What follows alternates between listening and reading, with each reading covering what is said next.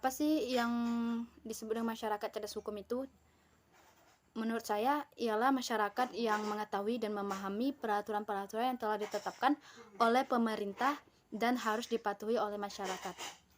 Selain itu, pemahaman tentang hukum, masyarakat dapat dengan bijak berpikir serta terciptanya budaya hukum yang berlandaskan Pancasila dan Undang-Undang 1945. Lalu, bagaimana sih kaitannya dengan keadaan masyarakat sekarang?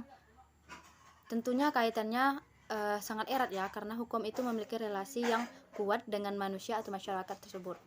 Untuk memenuhi berbagai kepentingan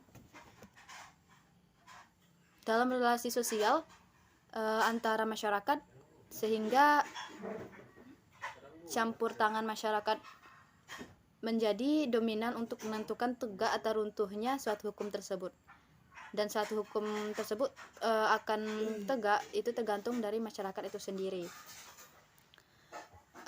Hukum sebagai agent of change atau pelopor perubahan dapat berperan untuk mengontrol masyarakat dalam berbagai aktivitasnya dan membangun kesejahteraannya. Namun seperti yang banyak kita temukan di masyarakat sekarang adalah banyak terjadi pelanggaran-pelanggaran kecil yang disepelekan, banyak pemerintah atau pemimpin yang tidak memperdulikan masyarakat kecil sehingga terjadi pencurian, kriminal di mana-mana, pelecehan dan melanggar hukum segala dan lain-lainnya. Lalu apakah sudah cerdas hukumnya atau belum?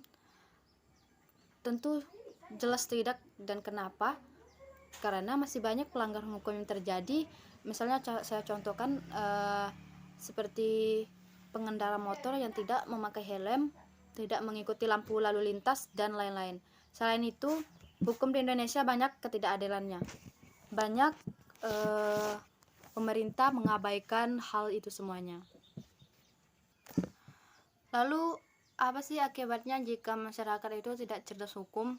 Yang pertama, masyarakat akan terjebak dalam konteks permasalahan yang berujung ke jalur hukum tentunya. Yang kedua, masyarakat akan terus-menerus melakukan tindakan kriminal tersebut. Lalu yang ketiga, bangsa ini akan perlahan hancur jika dibiarkan permasalahan itu begitu saja gitu. Lalu yang keempat, generasi muda akan lemah jika tidak cerdasnya suatu hukum ini. Lalu bagaimana sih solusinya agar masyarakat itu cerdas hukum gitu?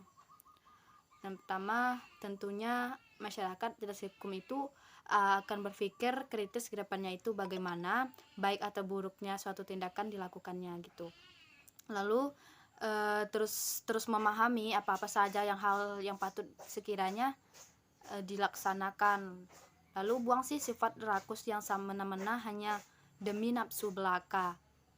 Lalu seringlah untuk mencari informasi atau update itu untuk menambah wawasan kita sehingga mengurangi hal-hal yang tidak diinginkan gitu.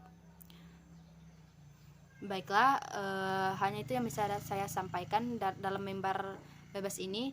Terima kasih. Wassalamualaikum warahmatullahi wabarakatuh. Baik, perkenalkan nama saya Viola Safni dengan NIM 2005111341. Saya dari Divisi Magang Sospol. Saya akan menyampaikan pendapat atau argumen saya mengenai masyarakat cerdas hukum. Hukum dan masyarakat tidak bisa dipisahkan.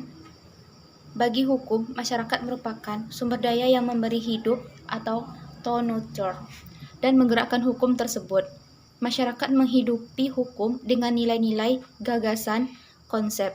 Di samping itu, masyarakat juga menghidupi hukum dengan cara menyumbangkan masyarakat untuk menjalankan hukum.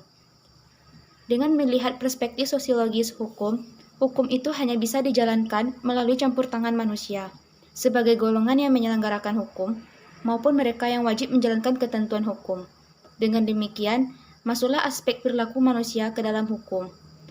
Dalam karya lain, Sajipto Raharjo berpendapat bahwa hukum bekerja dengan cara memancangi perbuatan seseorang atau hubungan antara orang-orang dalam masyarakat untuk keperluan perancangan tersebut, maka hukum menjabarkan pekerjaan dalam berbagai fungsi. Yang pertama, pembuatan norma-norma baik yang memberikan peruntukan maupun yang menentukan hubungan antara orang dengan orang. 2. Penyelesaian dengan sengketa-sengketa. 3. Menjamin keberlangsungan kehidupan masyarakat, yaitu dalam hal terjadi perbuatan-perbuatan sosial. Dari 3 pekerjaan hukum sebagaimana disinggung yang saya sebutkan tadi, maka dapat digolongkan sebagai sarana untuk melakukan kontrol sosial, yaitu suatu proses mempengaruhi orang-orang untuk bertingkah laku sesuai dengan harapan masyarakat. Kita sebagai masyarakat harus menjadi masyarakat yang cerdas hukum, di mana pekerjaan-pekerjaan dilakukan itu harus berkaitan dengan hukum yang sesuai.